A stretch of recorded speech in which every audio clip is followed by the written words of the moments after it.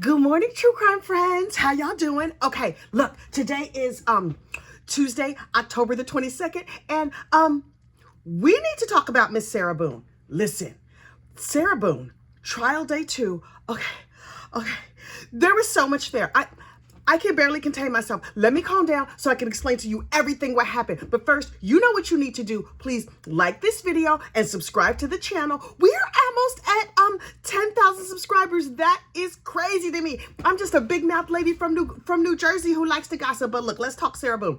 Yesterday on the stand, the coroner took the stand. And I was like, okay, we know that Miss Sarah Boone origamied George Torres into a suitcase and zipped him in. And so that's how he slipped the surly bonds of this earth. But we need somebody to officially, like a doctor type, come and say, this is exactly what happened. So the doctor showed up and she was like, yes, I'm a doctor. I have like lots of doctor experience, whatever. I'm the coroner. And so she was like, okay, this is what was on George's body. He had bruises here, there, and everywhere. He was all banged up, potentially with a baseball bat, potentially from being thrown down the stairs while he was zipped inside of a suitcase. That is so gruesome and crazy. And then she was like, okay, but he unfortunately was unalived through positional asphyxiation. That means he was like in a bad position. He couldn't like get enough air or whatever. But also through situational asphyxiation. And I was like, girl, what that mean? Because I never heard of that one. Apparently, when you're locked inside of a suitcase, there's not that much air. And I was like, right. But it's not like like an airtight suitcase or anything like that. It's like he was in a refrigerator. But apparently, if you're in like a tight space and it's not that much air, and when you exhale, carbon dioxide comes out. And then when you inhale, like, anyway, he passed out and he is no longer on this mortal coil, right? And so that's what happened to him. And so the defense got up and was like, right, but are you sure that's what happened to him? And the doctor was like, yeah. And he was like, okay, no more questions, and then sat down. And then they got the lead detective up. Now look, if you don't know true crime like I know true crime, when they put the lead detective up, that's usually the last witness. So I was like, wait.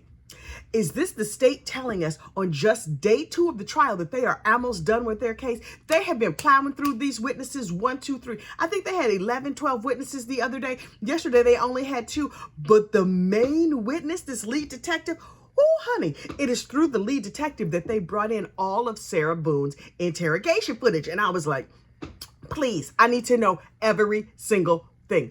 Y'all, this videotape had absolutely everything. So wait, first they interviewed Sarah at the scene and she was like, oh my goodness, this is terrible. Let me drink from this garden hose like it's 1974 because I have cotton mouth from being drunk from last night. But George is there, certainly no longer on this mortal coil. He's just laying there on the dining room floor, but can I go get myself a cocktail? And they were like, ma'am, no, this is not cocktail hour. She's like, look, it is always cocktail hour. And I was like, okay, Sarah girl, you might have a little problem with alcohol. Dogs, stop it. Anyway, so hang on. The next day, they bring Miss Sarah back into the police station and they're like, hey, Sarah girl, how you doing? We're sorry for your loss. Go sit down right here in this chair because that's the chair where the video camera is going to shine on you. And so we can see every facial expression, everything, and we can watch you tell your lies. Yes, that's the liar's chair. Please enjoy. And so she was like, okay, they read her rights and they were like, okay, do you understand your rights? And she was like, Now what they did not say is, will you speak to us now? But it was clear this is the second time she was read her rights. And so she knew what her rights were, including she had the right to remain silent. You know what she does not excel at? Remaining silent. Look, far be it for me to judge because I do not excel at remaining silent either.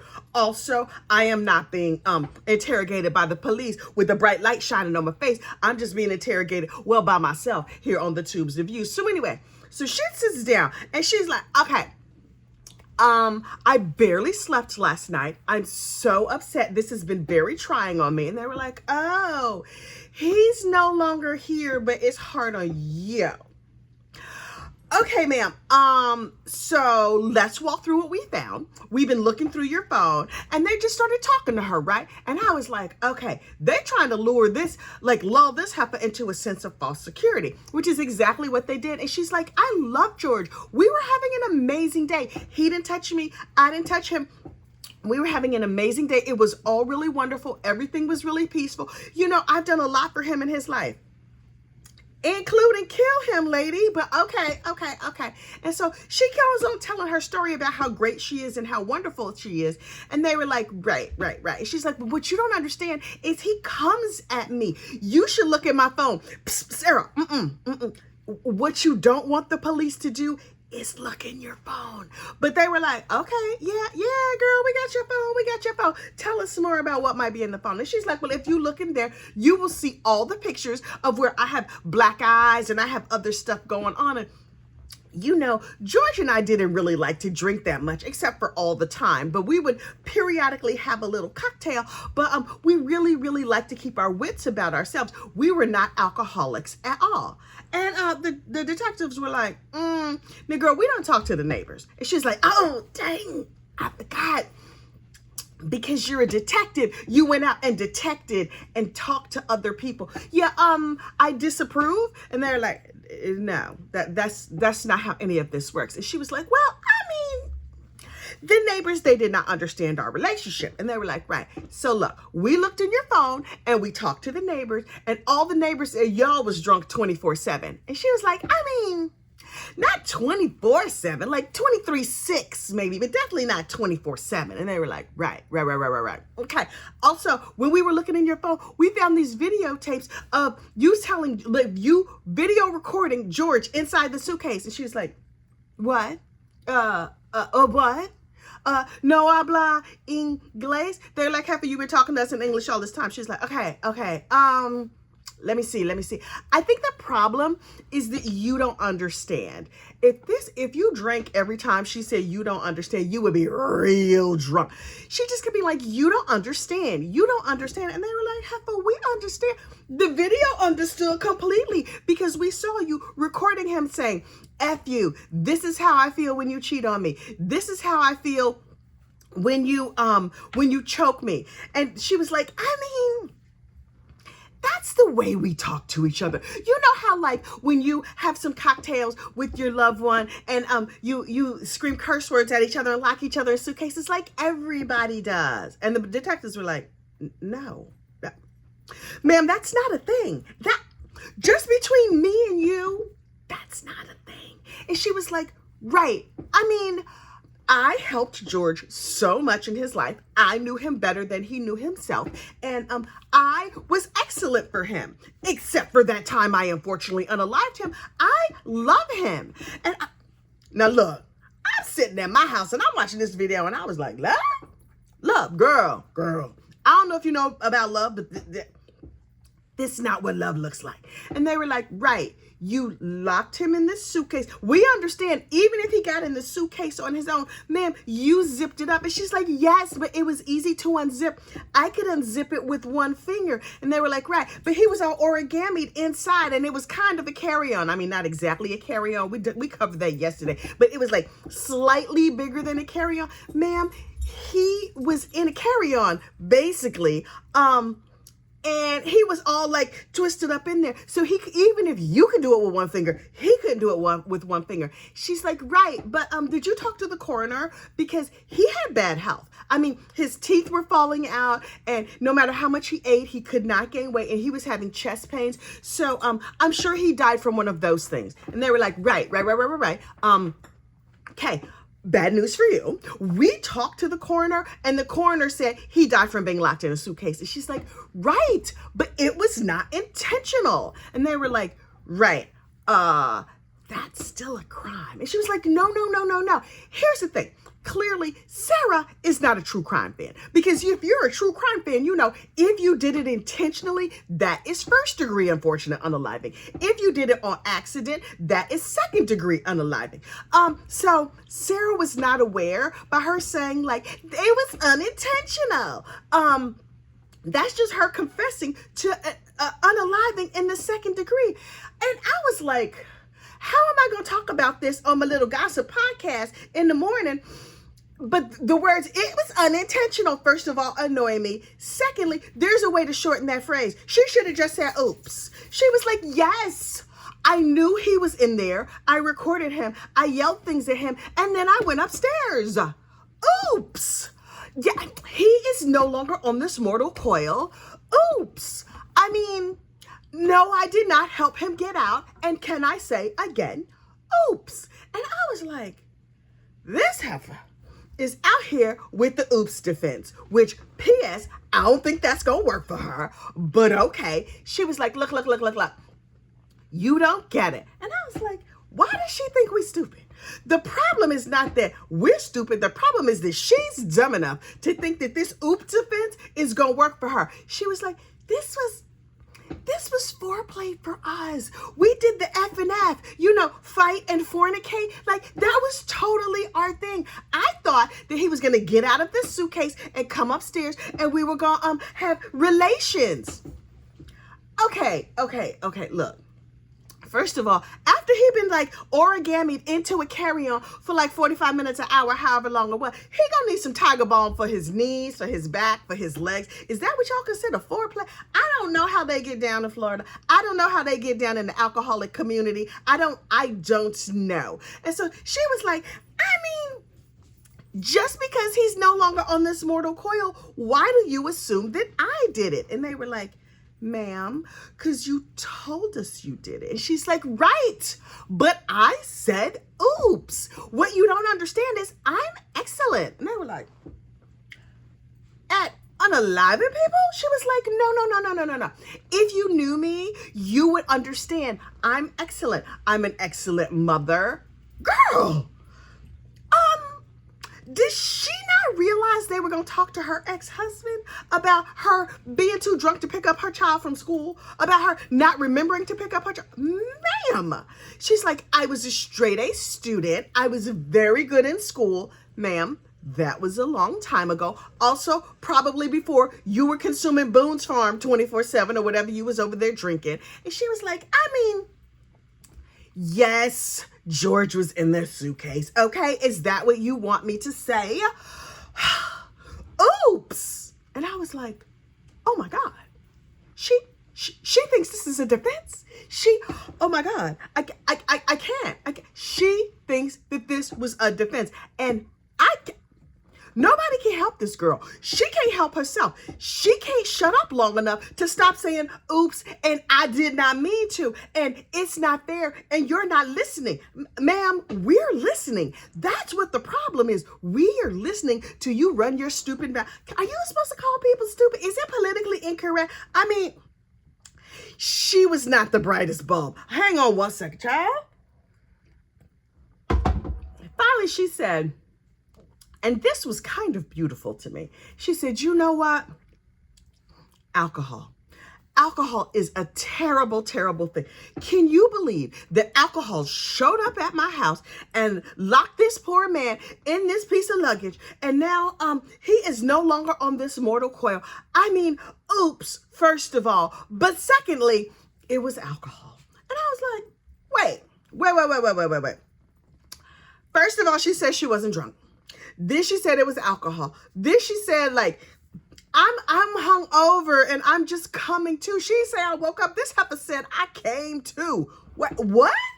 Okay. So you have some understanding and some acknowledgement that you just drunk all the time. Okay. So, aside from the oops defense, which we have heard you say, we don't believe you. We think you a lying sack of sugar, but okay, fine. She's just like, alcohol is terrible. Alcohol showed up at my house. It jumped down my throat. It basically assaulted me. I was minding my business. And yes, I went and bought it, but it did show up here. And, it went down my throat, and some might have gone down Georgia's throat. Unclear. I don't know, because we were trying to be compost mentis, not non-compost mentis. That's the only big word that I know, and so I'm going to use it several times because I know exactly what it means. It means I like to keep my wits about me. See, my pinkies are out, and we were drinking Woodbridge Reserve or whatever it was. And can you get the Woodbridge people on the phone, because I would like to sue them. I'm going to write a strongly worded letter to the Woodbridge Reserve people, because that Chardonnay has unfortunately unalived George. And I will just sit here until you get the Chardonnay people on the phone. And they were like, ma'am, So we are going to take you to jail. And she was like, I'm sorry, what? No. I had plans for the rest of the day. See, I need to go pick up my child from school. I have some things in the car I need to do. I have a couple of errands. I knew it was going to come down to this. Dang it. Okay, so listen, I'm not prepared. I didn't pack a bag. There's medications that I need to pick up. I'm going to just drop by the CVS. Errands. My dry cleaning might be ready. There's a job I need to apply for. So I'll tell you what, I'm gonna go home and I'm gonna finish my errands, and then let's get you on my books, and then I will report to jail when I'm doggone good and ready. And they were like, Heifer, what? No. That's not how any of this goes. You are now being arrested. And she was like, well, those holding cells are quite unpleasant. I don't approve of holding cells. So you're going to need to call can I just call my ex-husband? Because I'm sure he could explain to you how excellent I am, and he could just go ahead and get me out of this. And they were like, no, we've seen the videotapes. We've heard you talk out of your lying mouth. We have heard you say oops about 500,000 times. You see, we've recorded it. You know, when we told you we were recording you, that was a secret message that actually meant we were recording you. I'm not sure if you speak English or not or whatever, but child, you in trouble. And she was like, oh, so I'm not going to be allowed to run my errands at all. And they were like, no. That's not how jail works. And she's like, well, I hope you at least have a good outfit for me. I was planning certain things for dinner. There's a roast in my refrigerator. Will I be home before the roast goes bad? And they were like, Heifer, you're going to jail. And she's like, well, this just seems unfair. Will there be a pencil so that I could write a strongly worded letter to those wine people? Because clearly they are at fault. And they were like, okay, we are now ending the recording and taking this ignorant Mama Luke off to prison because she don't know how to act. Her act right is not fully installed, as you can see from this video. And then there in the court, the video wrapped. And I was like, oh my God. Child, I was clutching all my pearls. This heifer has got up and showed her entire behind over here in the court, over in a court of law, and acting like we're too stupid to know what the difference is. Okay.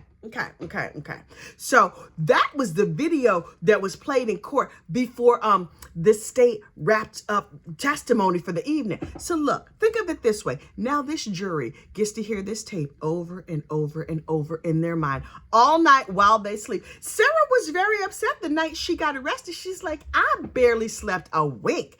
I love George. I still love George. This is terrible for me. Ma'am, the number of times you said me and I in this, never mind George, never mind not a tear was shed for this boy. You just out here showing your whole behind acting super crazy. And we supposed to be like, oh yeah, she's sorry, she gonna go home. Ma'am, not even like angry white lady tears, like nothing. Normally this type of Karen is like, you don't understand. And they can at least squeeze out a tear. You know, she was like, do they have Starbucks in prison? Because I really enjoy a Starbucks, ma'am. So, Detective Copsel is still on the stand. And today when we go back to court, Sarah's defense attorney is going to cross-examine her for like about 30 minutes or so. Y'all, and then Sarah Boone is going to take the stand with her lying ass. She's going to give us her side of the story. I fully expect it to be light on facts. She going to be fact-free, and she going to lean heavy into the oops defense because it was not her fault. But you know what you call an oops defense, ma'am? Second-degree unaliving. Child. This whole situation is a mess. I might be enjoying it a little bit too much. A little bit. For 4 years, we have waited for this case to come to trial. The lead detective was pregnant when this happened. Her child about to graduate from kindergarten, and we still wait for Sarah to go to jail. Like, her forever home. Forever, ever. But look, I'm going to do like my southern auntie says, and child, I'm going to hide and watch. I hope you will too. I will be back tomorrow to tell you what goes on in court. You have a great day. Bye.